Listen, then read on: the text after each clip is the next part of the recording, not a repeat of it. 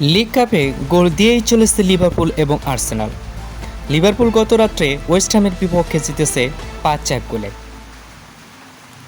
প্রথমার্ধে তারা প্রথমে আত্মঘাতী গোল খেয়ে বসে লিভারপুল 1 গোলে পিছিয়ে পড়ে।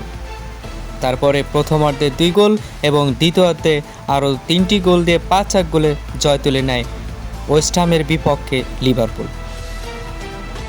দলের হয়ে 2টি করে গোল করে গাকপো এবং জোতা।